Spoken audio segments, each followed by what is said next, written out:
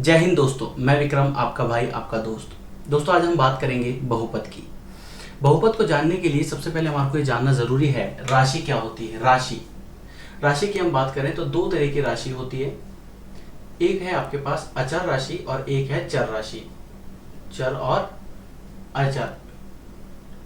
चर राशि वह राशि होती है जिसके मान में परिवर्तन किया जा सकता है। चर राशि वह राशि जिसके मान में परिवर्तन, तो मैं यहां शॉर्टकट लिख देता हूं, मान में परिवर्तन। और अचर राशि वह राशि होती है जिसके मान में परिवर्तन नहीं किया जा सकता। तो मैं यहां पर सिंपल सा लिखता हूं, नहीं किया जा सकता। एग्जाम्पल देखते हैं। जैसे मान लीजिए x है, y है। क्या आपको पता है x y z कितना है, a b c कितना है, w कितना है? नहीं पता। लेकिन अगर मैं यहां पर लिख देता हूं अचर राशि, जैसे 3, तो 3 एक अचर राशि है जिसके मान को परिवर्तित नहीं किया जा सकता। जबकि इस केस में आप देख सकते हो यहां पर x y z की जगह कोई भी एक वैल्यू हो सकती है, कोई भी मान हो सकता है। आप इसे इस तरह से समझिए। जैसे मान लीजिए x प्लस वाई की अगर मैं बात कर रहा हूं, x प्लस वाई की, x प्लस वाई बराबर 5 है। तो यहां पर ये x और y क्या है? ये x और y है चर राशि जिनके मान में परिवर्तन हो सकता है, और ये 5 क्या है? अचर राशि जिसके मान में परिवर्तन नहीं हो सकता। आप यहां पर बहुत बेसिक सी चीजें जो मैं आपको बता रहा हूं वो ध्यान रखिए। बिल्कुल जीरो से स्टार्ट कर रहा हूं आपको और बिल्कुल लेवल तक लेके जाऊंगा आपको। तो आपको करना क्या है, मेरे साथ साथ बिल्कुल वीडियो को एंड तक देखना है। ध्यान रखिए। तो x और y जो है वो चर राशि यानी इनके मान में परिवर्तन हो सकता है, और 5 जो है वो एक अचर राशि जिसके मान में परिवर्तन नहीं हो सकता। तो यहां आप देख सकते हो 1 प्लस 4 भी 5 होता है, 2 प्लस 3 भी 5 होता है, 3 प्लस 2 भी 5 होता है, और आप ये लिख सकते हो 4 प्लस 1 भी 5 होता है। या अब आपने एक बात नोट करी यहां पे देखो x और y की अगर मैं बात कर रहा हूं तो यहां पे देखो x का मान 1, y का मान 4, ठीक है। फिर दूसरे वाले में मैंने x का मान बदल दिया, y का मान बदल दिया। तो यहां पर मैं बदल किसको रहा हूं? यहां पर मैं बदल रहा हूं 1 और 4 को, यानी कि x और y को बदल रहा हूं, इनके मान में परिवर्तन कर रहा हूं। लेकिन आपने देखा होगा कि यहां पर जो 5 है उस 5 में कोई परिवर्तन नहीं हो रहा, क्योंकि वो एक अचर राशि है। तो अचर राशि वह राशि होती है जिसके मान में परिवर्तन नहीं किया जा सकता, जबकि चर राशि के मान में परिवर्तन किया जा सकता है। अब चर और अचर को जब हम मूलभूत संक्रियाओं के साथ यानी जोड़ भागी गुणा भाग के साथ जब हम लिखते हैं तो उसे हम बोलते हैं बीजीय व्यंजक। चर और अचर को जब आप मूलभूत संक्रियाओं के साथ लिखते हो तो वो क्या बन जाता है? बीजीय व्यंजक। बीजीय व्यंजक। एग्जाम्पल के लिए आप ले सकते हो जैसे 3x minus 2/3x, 4x plus 2। अब आपने एक बात इसमें ध्यान दिया होगा, आपने क्या देखा इसमें? आप देख सकते हो कि इसमें ये x है और ये आपके पास 3 है या माइनस 2/3 है। अब इस सब को भी मैं क्या दूसरे तरीके से लिख सकता हूं क्या? बिल्कुल लिख सकता हूं। कैसे? तो आपको इसमें थोड़ा सा ध्यान रखना है। आप देख सकते हो अगर मैं ax लिखता हूं तो इसमें ये जो a है, ax अगर मैं यहां लिख रहा हूं तो यहां पर ये जो a है ये किसको दर्शा रहा है? a दर्शा रहा है आपको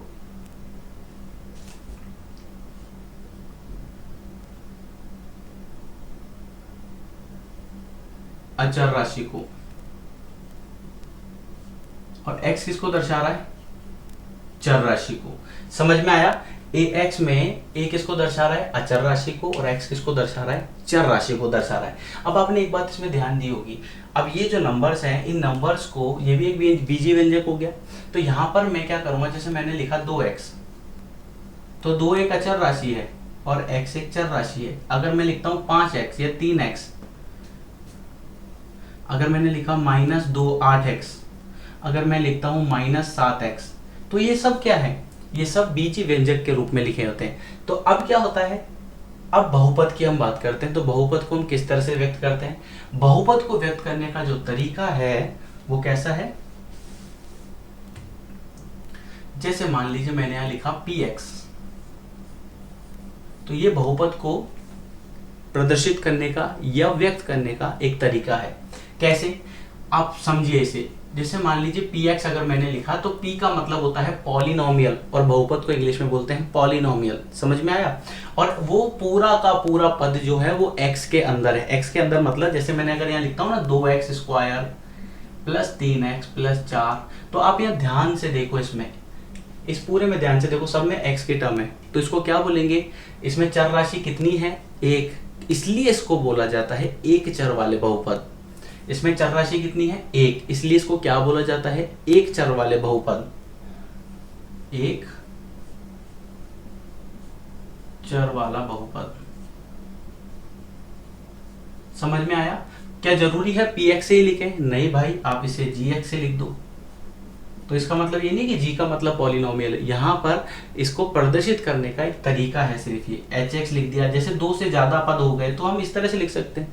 तो यहाँ पर g की बात उसमें टर्म में नहीं आएगा, g के पद में नहीं आएगा, ये किस पद में आएगा, x के पद में ही आएगा। जैसे मान लीजिए मैं लिख देता हूँ 9x³ plus 2x² plus 3x plus 4।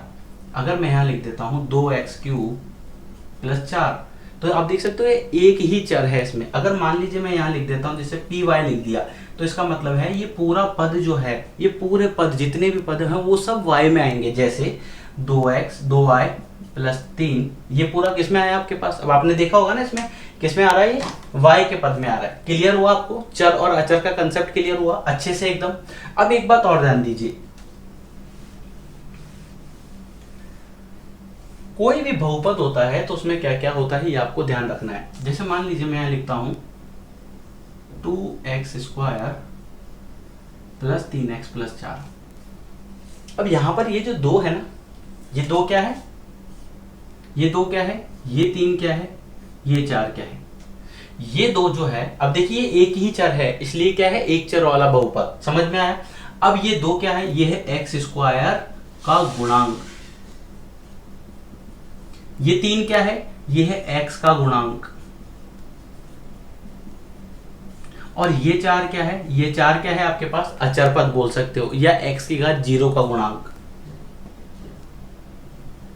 अचर पद बोल लो या बोल सकते हो आप x की घात 0 का गुणांक। अब आप पूछोगे इसे ऐसा क्यों कहा जाता है? अरे मेरे भाई बड़ा सिंपल सा है, यहां पर देख x की घात 0, x की घात 2 है, फिर x की घात 1 है, और फिर x की घात 0 होगा। x की घात 0 का मान जो है वो 1 ही होता है, और 1 को अगर मैं 4 से गुणा करूंगा तो 4 ही आता है, इसलिए हम इसे इस तरह से लिखते हैं। ये आपको बेसिक सा कंसेप्ट मैंने बताया है, जो मैं उम्मीद करता हूँ आपको ये समझ आया होगा। और समझ आया तो लाइक सब्सक्राइब एंड शेयर जरूर कीजिए। कोई भी पार्ट इसका, इस चैप्टर का कोई भी पार्ट अगर आप मुझसे पूछना चाहते हो, मेरा व्हाट्सएप नंबर जो है वो डिस्क्रिप्शन बॉक्स में है, और इसके अलावा आप मुझे कमेंट सेक्शन में बता सकते हो। मेरा नंबर है 8209448347। कोई भी स्टूडेंट जो फ्री पढ़ना चाहता है 9th 10th 11th 12th की मैथ्स, वो इस नंबर पर व्हाट्सएप कर सकता है। टाइमिंग जो है वो मॉर्निंग 9 से इवनिंग 9 तक है। आप और अदरवाइज आप कमेंट सेक्शन में मुझे बता सकते हो, आपकी कोई भी प्रॉब्लम हो किसी भी चैप्टर को लेके, तो हम उस पर डिस्कस कर लेंगे, एक वीडियो बना दूंगा जिसमें आपको कोई प्रॉब्लम ना हो। तो ये मैंने आपको भी एक बेसिक सा पार्ट बताया है। अब हम बात करते हैं थोड़ा सा और आगे। आपने एक बात नोट की होगी, अगर इसमें एक ही पद है, जैसे एक पद का मतलब, जैसे मैंने यहाँ लिखा 3x, अब ये कितने पद है, एक ही पद है, इसलिए इसे बोलते हैं एक पदी। मान लीजिए ऐसा है 3x प्लस 2, इसमें कितने पद हैं, इसमें 2 पद हैं, इसलिए इसको क्या बोलेंगे, द्विपद। अगर मान लीजिए इसमें 3 पद होते तो इसको क्या बोलेंगे, त्रिपद। ये समझ में आया? ये किसमें, पदों के आधार पर इनका वर्गीकरण है। अगर एक ही पद है तो एक पदी, 2 पद है तो द्विपद, 3 पद है तो त्रिपद। अब इसी तरह घातों के आधार पे भी बांटा जाता है, घातों के आधार पे भी बांटा जाता है। तो ये आप एक बार नोट कर लीजिए, फिर मैं आपको कुछ कंसेप्ट बताता हूँ। देखिए दोस्तों, किसी बहुपद में स्थित चर की अधिकतम घात, किसकी, चर की अधिकतम घात वाले पद के घातांक को उस बहुपद की घात कहते हैं। अब हम बात करते हैं घात की। देखिए क्या है, जैसे मान लीजिए मैंने यहाँ लिखा x², तो यहाँ पर ये जो 2 है ना, ये घात को दर्शाता है, और ये जो है ये आधार को दर्शाता है, आधार और घात। ठीक है, 2 जो है वो घात को दर्शा रहा है, और ये जो x जो है वो आधार को दर्शा रहा है। घात जो है वो एक पूर्ण संख्या होनी चाहिए। पूर्ण संख्या मतलब जो नंबर पूरा होता है, जैसे 1 2 3 4 5 6 7 8 9 10 11 12 13 14 15 16 और आगे तक। ऐसा नहीं होना चाहिए। कैसा, 1/2 नहीं होना चाहिए, है ना, -1/2 नहीं होना चाहिए, या √3/2 नहीं होना चाहिए, 3/2 नहीं होना चाहिए। ये नंबर क्या है, ये आधे है। जैसे 1.2 ये आधा है नंबर, समझ रहे हो आप? पूर्ण संख्या कौन सी? जो नंबर पूरा हो, जैसे 2 पूरा नंबर है, 3 पूरा नंबर है, समझ में आया? तो घातांक में आपको क्या ध्यान रखना है, ये इसकी घात है और ये इसका आधार है। अब ध्यान से देखिए, मान लीजिए मैं एक उदाहरण लेता हूँ, पी एक्स बराबर 4x³ minus 2x² plus 8x minus 21, और एक उदाहरण मैंने ये लिया, एक उदाहरण ये लिया, 3 अलग अलग उदाहरण है। आपको बताना है कि इसमें अधिकतम घात कितनी है। तो बड़ा सिंपल सा है, x की यहाँ पर देखो, इसको मैं लिख सकता हूँ x की घात 0। अब देखो x की घात अधिकतम कितनी है? 0। x की घात अधिकतम कितनी है? 1।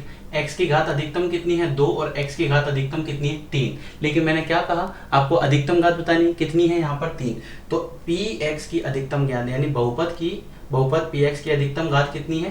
3। इसी तरह इसमें देखो, किसमें? qy में, इसमें अधिकतम घात कितनी है? 7। तो यहाँ लिख दो 7। gx, अब gx तो पहले से 0 है। अच्छा, 0 को मैं क्या लिख सकता हूँ? अगर मैं इसे इस तरह से लिखूं, देखिए ये 0 है ना, अगर मैं इसे इस तरह से लिखना चाहूँ 0 और x की घात 0, तो अगर मैं इसे हल करूंगा तो 0 और x की घात 0 कितना होता है? 1, और गुणा करूंगा तो फिर कितना आएगा? 0। तो यहाँ पर x की अधिकतम घात कितनी है? 0।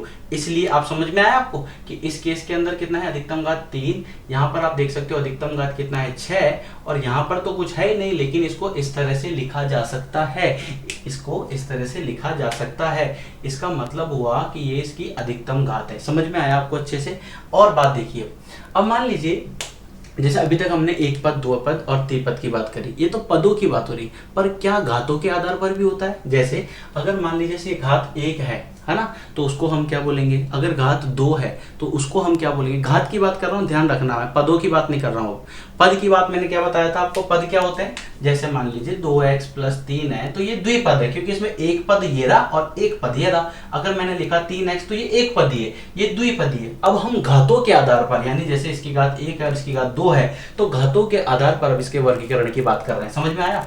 देखिए कोई पोर्शन नहीं छोड़ूंगा, आप चिंता मत कीजिए, आपको इतना माहिर बना दूंगा, इस चैप्टर के एंड तक आप बहुपद का कोई भी क्वेश्चन उठा के ऐसे चुटकियों में सॉल्व कर सकते हो। जो आपकी इच्छा हो, जिस किताब का उठाना उठा लीजिए और सॉल्व कर लीजिए, लेकिन एंड तक बने रहिए, कोई भी पार्ट आप मिस मत कीजिए, क्योंकि अगर आप मिस करते हो ना तो हो सकता है कि वो पोर्शन मैं आगे यूज में लूं और फिर आपको समझ में नहीं आए। इसलिए कोई भी पोर्शन मिस करके मत देखिए, मेरी नहीं, कोई भी वीडियो अगर आप देखते हो, कोई भी वीडियो एजुकेशन से रिलेटेड अगर कोई वीडियो आप देखते हो तो किसी भी पार्ट को मिस मत कीजिए, क्योंकि हो सकता है वो पार्ट आगे जाके काम में आता हो। चलिए, अब हम बात कर रहे थे यहाँ पर रैखिक बहुपद की। तो देखो रैखिक बहुपद की अगर हम बात करें तो इसे आप किस तरह से लिख सकते हो? जैसे मैंने यहाँ पर एक लिखा है, अधिकतम घात रैखिक बहुपद में कितनी होती है? 1। द्विघाती, अब इसमें द्विघाती में अधिकतम घात कितनी हो सकती है? 2। और त्रिघाती में अधिकतम घात हो सकती है 3। ठीक है, अब इसमें हम बात करते हैं पदों की संख्या कितनी होगी। पदों की संख्या कितनी होगी? तो एक पदी में पदों की संख्या एक ही हो सकती है। द्विपदी में अधिकतम पदों की संख्या कितनी है? जैसे ये मैंने यहाँ पर लिखा है द्विघाती, तो इसे आप इस तरह से भी लिख सकते हो, इसे आप इस तरह से भी लिख सकते हो। यहाँ पर आप देखो 2x² - 3x + 5 है, तो ये द्विघाती है, क्योंकि यहाँ पर देखो इसकी अधिकतम घात कितनी है? 2। अधिकतम घात अगर 2 है तो ये कौन सा पद हुआ? कौन सा बहुपद हुआ? द्विघाती बहुपद। समझ में आया आपको? ये द्विघाती बहुपद है, और द्विघाती बहुपद में अधिकतम पदों की संख्या कितनी है? 3। इसी तरह अगर रैखिक बहुपद है तो इसमें पदों की संख्या कितनी है? 2। जितने घात होगी उससे एक ज्यादा होता है। अब आप पूछोगे क्यों होता है? अरे मेरे भाई एक बात बता, 2x + b लिखा या 2x + 3 लिखा, तो 2x + 3, अब मैंने यहाँ पर बोला पदों की संख्या। अब एक बात बताओ, घात कितनी है? 2x + 3 में x की अधिकतम घात कितनी है? 1। और कुल पद कितने हैं? 2। तो मैं क्या बोल सकता हूँ कि अगर ये देखो x की अधिकतम घात यहाँ पर कितनी है? 1। 1 को कभी लिखते नहीं है, इसलिए मैं बता रहा हूँ। तो अधिकतम घात 1 है, एक पद ये रहा और एक पद ये रहा। तो एक बात बताओ, मैंने क्या बोल रहा हूँ कि इसमें अधिकतम पदों की संख्या 2 हो सकती है। तो अगर आप मुझसे उदाहरण पूछो कि सर क्या px बराबर, अगर मैंने यहां 2x लिख दिया तो क्या ये रैखिक बहुपद नहीं है क्या? अरे भाई रैखिक बहुपद हो सकता है। क्यों? इसको 2x + 0 लिख दो, x की अधिकतम घात 1 है, तो ये क्या हुआ? ये एक रैखिक बहुपद हुआ। समझ में आया? तो अगर मैं सिर्फ 2x लिखता हूं ना तो ये भी एक रैखिक बहुपद है। क्यों? क्योंकि x की अधिकतम घात 0 है। अगर मैं ax लिखता हूं ना तो ये भी एक रैखिक बहुपद है। क्यों? क्योंकि इसमें x की अधिकतम घात कितनी है? 1। x की अधिकतम घात 1 है, सॉरी, ध्यान रखना है ना। क्लियर? और दूसरी सबसे इंपॉर्टेंट बात, a जो है वो 0 नहीं होना चाहिए। अब आप पूछोगे ऐसा क्यों है? अरे भाई अगर मैं a की जगह 0 रख दूंगा तो ये पूरा ही खत्म हो जाएगा। अगर मैं इसकी जगह, जैसे मान लीजिए मैं ले लेता हूँ px बराबर 2x प्लस 3। अब अगर x का मान 1/2 हुआ, या x का मान जो है ये वाला जो आपके पास 2 है, आप समझना इस बात को, अगर मैं यहां पर इस 2 की जगह 0 ले लूंगा, अगर इस 2 की जगह 0 ले लूंगा, देखिए मान लीजिए मैं लिख देता हूँ 0 गुना x प्लस 3। अगर 2 की जगह मैंने 0 ले लिया तो ये x वाला पद तो खत्म ही हो गया ना, और जिस पद में x की घाती x ही नहीं है, x की घाती नहीं है, तो वो फिर रेखिक बहुपद कैसे हुआ?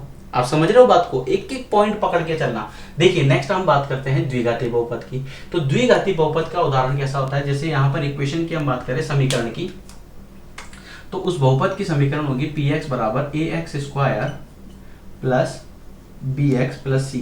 तो द्विघाती बहुपद में अधिकतम पदों की संख्या 3 हो सकती है, द्विघाती बहुपद में अधिकतम घात की संख्या 2 हो सकती है। समझ में आया? अधिकतम पदों की संख्या कितनी हो सकती है? 2। अधिकतम घात कितने हो सकते हैं? 2। और अधिकतम पद कितने हो सकते हैं? यहां लिख लेता हूं, अधिकतम पद,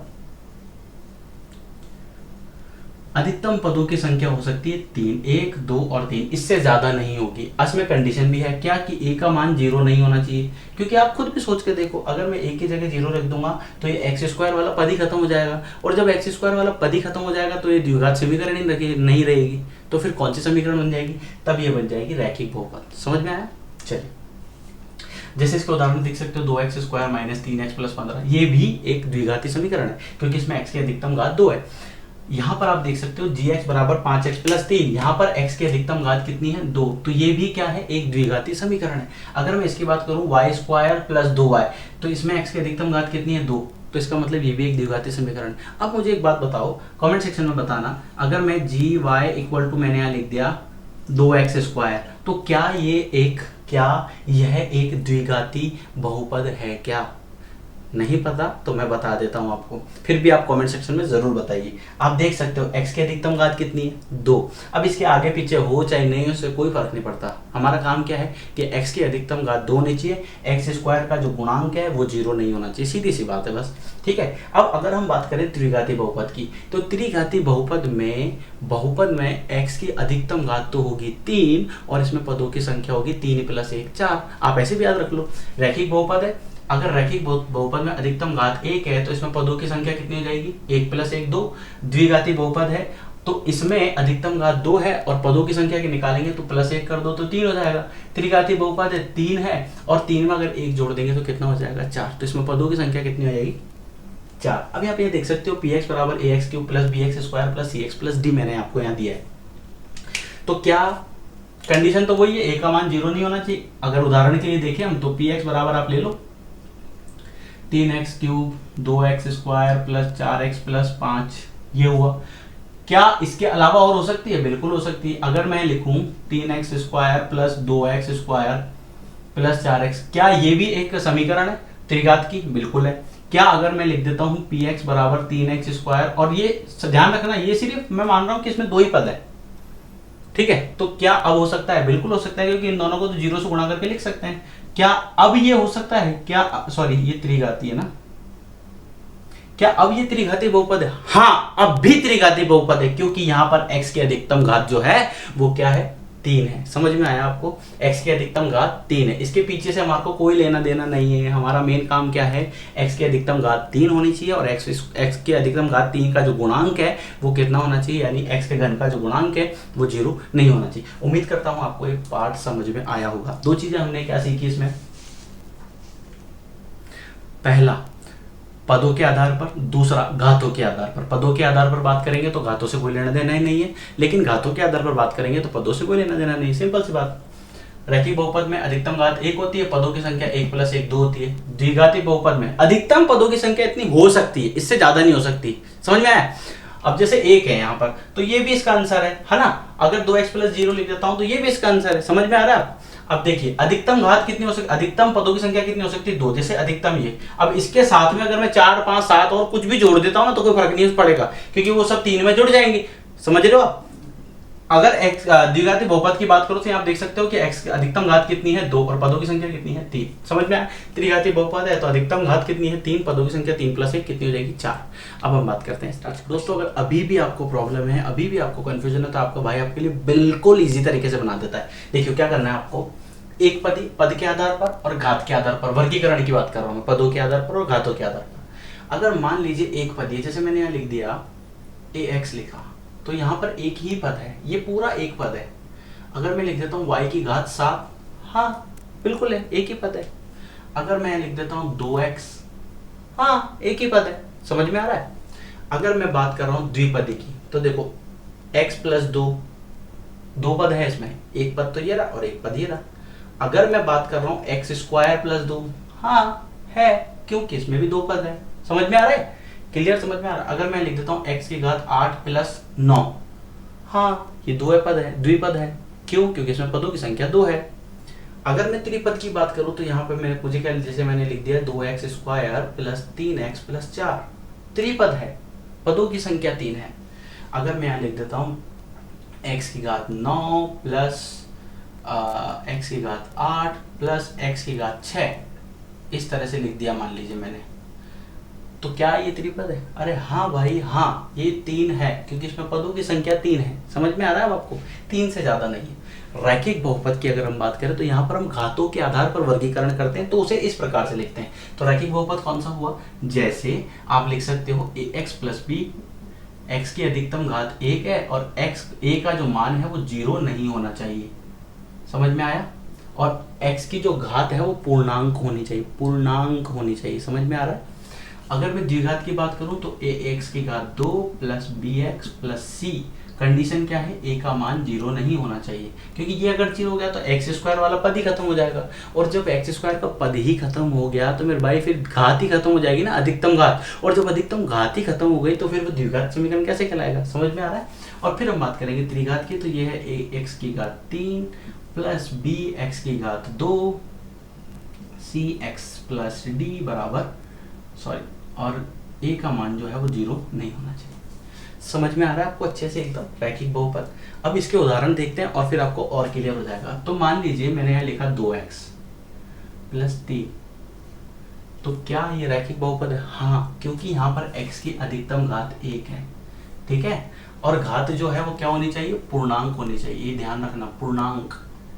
और मैं आपको बता चुका हूँ पूर्णांक क्या है, जो नंबर पूरा होता है, ठीक है। रैखिक बहुपद की बात करें तो ax प्लस ये ax प्लस b हो गया, तो 2x प्लस 3, यानी a का मान 2 है, x ऐसा कैसा आ गया, और b जो है वो कितना बन गया आपके पास यहाँ 3, और x की अधिकतम घात कितनी, 1। अगर मान लीजिए मैं इसकी जगह 2x लिख देता हूँ, तो क्या ये रैखिक बहुपद है? हाँ भाई हाँ, ये अभी भी रैखिक बहुपद है। क्यों है? क्योंकि यहाँ पर x की अधिकतम घात 3 है, लेकिन क्या मैं 2x की घात 1/3 है, क्या ये एक रैखिक बहुपद है? नहीं, क्योंकि यहाँ पर x की अधिकतम घात जो है वो 1/3 है, जबकि कंडीशन क्या है, वो एक पूर्णांक होना चाहिए। तो यहाँ पर ये पूर्णांक नहीं है, इसलिए ये इसका अधिकतम, ये इसका रैखिक बहुपद नहीं है, ये एक पद ही हो सकता है, रैखिक बहुपद नहीं हो सकता। द्विघाती की बात करें तो x की अधिकतम घात देख सकते हो कितनी है, 2। अगर उदाहरण के लिए हम बात करें, देखो मान लीजिए मैं लिख देता हूँ 2x स्क्वायर, तो क्या ये द्विघाती समीकरण है? बिल्कुल है। 2x प्लस 3x प्लस 4 लिख दिया, तो क्या ये पूरी द्विघाती समीकरण? हाँ है, क्योंकि यहाँ पर x की अधिकतम घात कितनी है, 2, और x की अधिकतम घात 2 के होने के साथ साथ इसका गुणांक जो है वो कितना है, 2। समझ में आ रहा है आपको? तो गुणांक से तो आपका कोई खास लेना देना नहीं है, बस इतना ध्यान रखना है कि वो 0 नहीं होना चाहिए। लेकिन क्या 2x स्क्वायर अगर मैंने लिख दिया तो क्या ये एक द्विघाती समीकरण हुआ या द्विघाती बहुपद हुआ? तो है भाई, है। क्यों? क्योंकि x की अधिकतम घात 2 है। लेकिन अगर मैं यहाँ लिख देता हूं 2x केवल या 3x 4x प्लस 7, तो ये नहीं होगा। क्यों नहीं है? क्योंकि भाई ये तो रैखिक समीकरण बन जाएगा। x की अधिकतम घात कितनी, 1, और x की अधिकतम घात 1 क्या होता है, रैखिक। समझ में आया? अगर त्रिघात की बात करें तो यहाँ पर जैसे मान लीजिए 3x cube plus 4x square plus 6x plus 7, ये एक त्रिघाती है क्या? है, क्योंकि x की अधिकतम घात 3 है। अगर मैं यहाँ पर लिखता हूँ 3x square plus 4x square plus 9x, क्या ये है क्या? बिल्कुल है। x की अधिकतम घात कितनी है, 3। समझ में आ रहा है? अगर मैं यहाँ लिखता हूँ 3x cube plus 4x square plus 9, क्या ये है क्या? अभी भी है, क्योंकि x की अधिकतम घात कितनी है, 3। अगर मैं सिर्फ 3x का क्यूब लिखता हूं, क्या अभी भी है क्योंकि यहाँ पर x की अधिकतम घात कितनी 3, पीछे से कोई लेना देना नहीं है, कुछ हो चाहे नहीं हो, जिसकी बात करें वो होना चाहिए, बस सीधी सी बात है। ये समझ में आया आपको, बेसिक सा कंसेप्ट मैंने आपको बताया। अब बात करते हैं क्वेश्चन की। फिर भी आपकी कोई क्वेरीज हो, आपको कुछ भी पूछना हो, बेहिचक पूछ सकते हो आप उससे। व्हाट्सएप नंबर मैंने आपको दे रखा है, आप मुझे उस पर मैसेज कर सकते हो, और नहीं तो कमेंट सेक्शन तो जिंदाबाद है, शर्माना नहीं है। आज शर्माओगे, घर बैठे हो, बेझिझक पूछिए, मुझे कोई प्रॉब्लम नहीं। और जितना बेसिक पूछ सकते हो उतना बेसिक पूछिए। आपको जो समझ में नहीं आता, अगर मेरी कोशिश हुई तो मैं आपको उस पर एक अच्छा सा वीडियो, ज़्यादा लोगों का मैसेज आया तो मैं और अच्छा सा वीडियो डीप एक्सप्लेन करके आपको प्रोवाइड करा दूंगा। चलिए अब बात करेंगे क्वेश्चंस की। देखिए दोस्तों, अब हम बात करेंगे बहुपद के शून्यांक की। इंपॉर्टेंट पॉइंट है, ध्यान रखिएगा। क्या होता है, मान लीजिए कोई समीकरण मैंने यहाँ लिया, px बराबर 2x square plus 3x plus 4, और मैंने x की जगह यहाँ पर k लिख दिया, ठीक है। तो आपने लिखा 2x square 2k square, x की जगह k लिखने का मतलब 2k स्क्वायर प्लस 3 बार 3k और प्लस 4, ठीक है।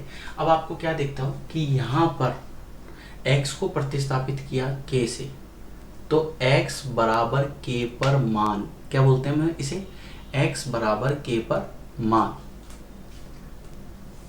x बराबर k पर मान, ठीक है। ये समझ में आया। अब बात करते हैं शून्यांक की, कि शून्यांक क्या होता है। मान लीजिए मैं एक समीकरण लेता हूँ, px बराबर x square minus 3x minus 4, ठीक है।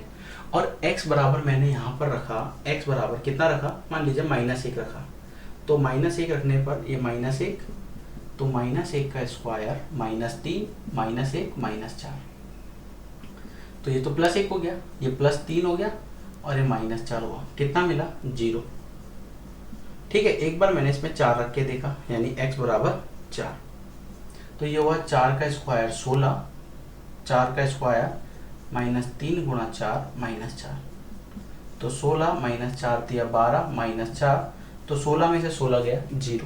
अब आपने यहाँ पर क्या चीज़ नोट करी, आपने यहाँ पर देखा कि ये जो समीकरण मैंने यहाँ पर लिखी थी px बराबर x square minus 3x minus 4, इस समीकरण का मान मुझे 0 प्राप्त हो रहा है। कितना 0, हिंदी में बोल रहा हूँ ताकि आपको रिलेट कर पाओ, इसको जोड़ पाओ।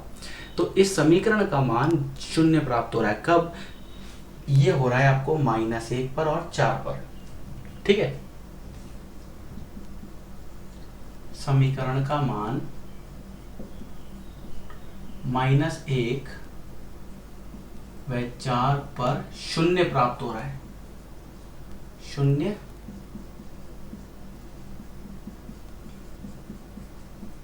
तो आप क्या बोलोगे कि -1 और 4 जो हैं वो इस समीकरण के शून्यांक हैं, इसलिए मैंने 0 बोला, 0 नहीं बोला था।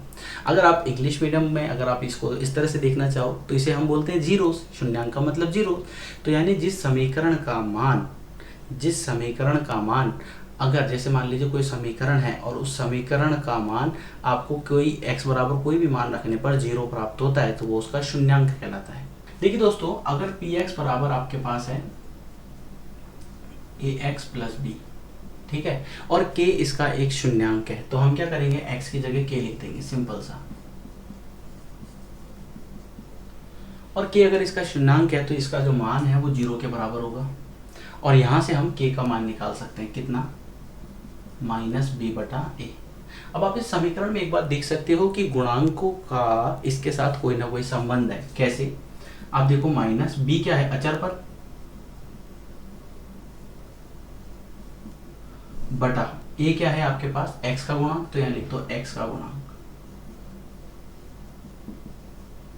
यह आपको समझ में आया, शून्यांक का इसके साथ भी कोई ना कोई संबंध होता है। ये आपको क्लियर हो गया होगा अच्छे से एकदम।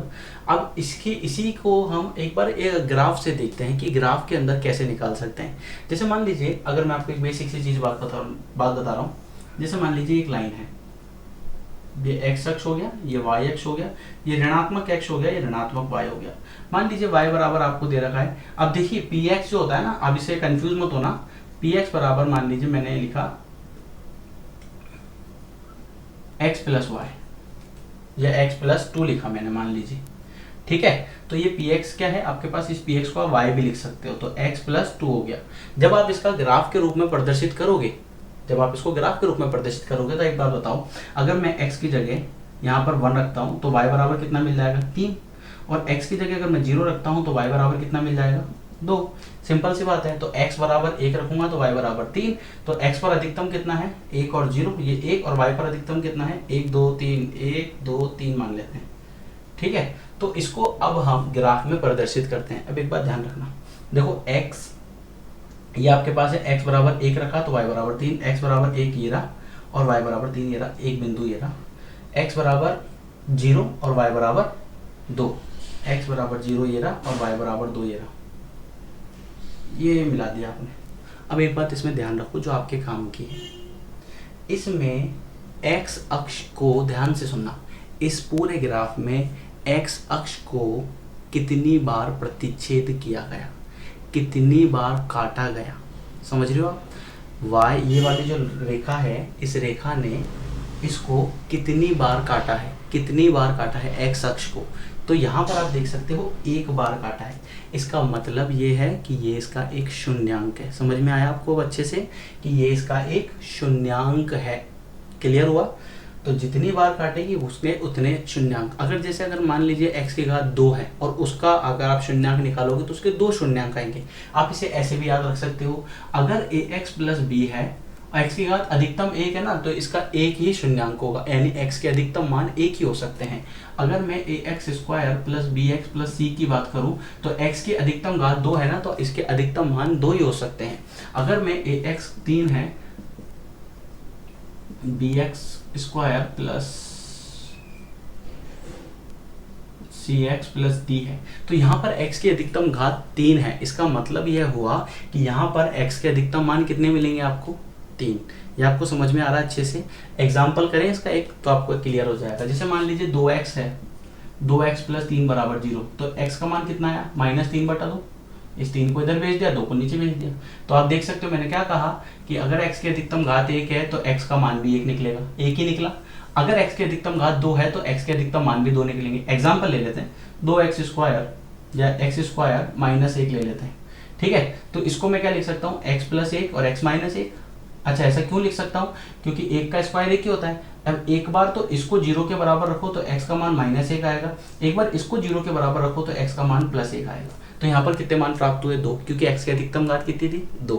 अगर हम बात करें x की घात 3 की, x की घात 3 -1 ही ले लेते हैं, चलो 1 का क्यूब। तो इसको आप कैसे लिखोगे, x की घात 3 -1 को आप लिख सकते हो x minus 1 x square plus 1 a square plus bx और प्लस यहाँ पर आ जाएगा आपके पास x।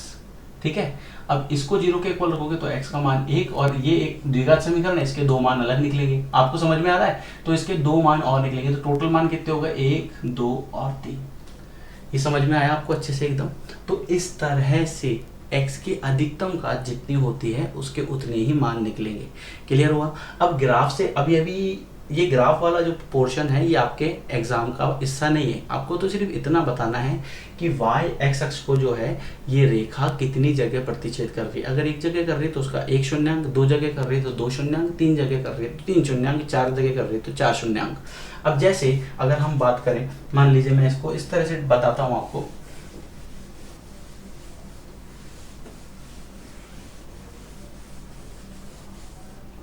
मान लीजिए मैंने ये ग्राफ बनाया, ठीक है, तो ये जो इसे ये रेखा है ये x स्क्वायर का बनता है हमेशा। तो आप एक बात ध्यान देखो, यहाँ पर x को कितनी जगह काट रहा है, एक बिंदु ये रहा, कितनी बार काट रहा है 2 बार, तो इसके कितने शून्यांक हुए 2 शून्यांक। सिंपल सी बात। कितनी बार काट रहा है 1 बार, तो कितने शून्यांक हुए 1 शून्यांक। ये एक ही है, ये बनाने में हो सकती है गलती, लेकिन ये एक ही है ना, 2 नहीं। मैं बोल रहा हूँ कि एक ही जगह काट रहा है यहाँ पर। अच्छा, क्या ये ऊपर ही बनेगा, ऐसा नहीं बन सकता, बन सकता है। अब कितनी जगह काट रहा है, तो कितने शून्यांक हुए 2 शून्यांक। समझ में आ रहा है आपको अच्छे से। अब क्लियर हो रहा है एक एक चीज। अगर मान लीजिए नहीं काटता है तो ये यहाँ से निकल गया, या ये यहाँ से निकल गया तो कितने शून्यांक है, तो इसके 0 शून्यांक है। समझ में आया। अब एक्सरसाइज 2.1 करेंगे उसके। ठीक है दोस्तों, मैंने यहाँ कुछ ग्राफ बनाए हैं और यहाँ पर आपको px के शून्यांक निकालने हैं ना, बहुपद px के शून्यांक ज्ञात करने हैं। ध्यान रखना px है, अगर y होगा तो फिर हम y को कंसीडर करेंगे। x है तो x पे देखेंगे कितनी जगह काट रहा है, यहाँ पे कितनी जगह काट रहा है, एक जगह। तो यहाँ पर आप क्या बोल सकते हो कि इसके शून्यांक कितने हैं, इसके शून्यांक 1। इसमें कितनी जगह काट रहा है, एक बिंदु ये रहा, एक बिंदु ये रहा। तो आप क्या बोल सकते हो, 2 जगह। इसमें इसके शून्यांक कितने हुए, 2, 1 2 3। इसके शून्यांक कितने हुए, 3। इसमें एक जगह काट रहा है x अक्ष को, तो ये 1। यहाँ पर एक जगह काट रहा है 1, यहाँ पर 1 2 3 4। ये आपकी प्रश्नावली 2.1। अब इसमें कैसे काट रहा है, इसमें कितनी जगह काट रहा है, x अक्ष को तो काट ही नहीं रहा है, तो शून्यांक कितने हुए, 0। इसमें कितने हैं, इसमें देखो एक जगह काट रहा है तो 1। ठीक है, इसमें कितनी जगह काट रहा है, इसमें 2 जगह काट रहा है तो 2 हुए इसके शून्यांक। इसमें 1 2 3 4, ये 4 शून्यांक। इसमें 1 2 3, 3 जगह काट रहा है। इसमें 1, इसको गिनेंगे, ध्यान रखना ना, 2 फिर 3, तो इसके कितने हुए, 3। तो इस तरह से आप बता सकते हो कि कितने शून्यांक है। जैसे आप अब चाहो तो इसे मार्क कर लेना। जैसे यहाँ पर ये एक जगह काट रहा है तो ये 1 इसका शून्यांक हुआ। यहाँ पर ये काट रहा है इस जगह, यहाँ पर ये काट रहा है इस जगह, यहाँ पर ये इस जगह। ये देखो यहाँ पर आप मार्क कर सकते हो ताकि आपको ध्यान रहेगा। ठीक है, इसमें काट ही नहीं रहा एक भी जगह। एक्स अक्ष को प्रतिच्छेद कहीं पर भी नहीं कर रहा है, तो आप क्या बोल सकते हो, अभी प्रतिच्छेद नहीं कर रहा लेकिन अड़ तो रहा है ना उसके, तो इसका मतलब ये उसका एक शून्यांक हुआ। शून्यांक क्या होता है, यानी कि जिस पर समीकरण का मान, वो मान रखने पर समीकरण शून्य हो जाए। जैसे मान लो मैं यहाँ लिख देता हूँ px बराबर, अगर मान लीजिए मैंने लिख दिया 2x + 2, तो सिंपल सी बात है, x बराबर अगर मैं -1 रख देता हूँ तो p -1 बराबर 2 -1 + 2, तो कितना है, 0। तो -1 इसका एक शून्यांक हो गया, क्योंकि इसका मान कितना आ गया, पूरी समीकरण का मान कितना आ गया, 0।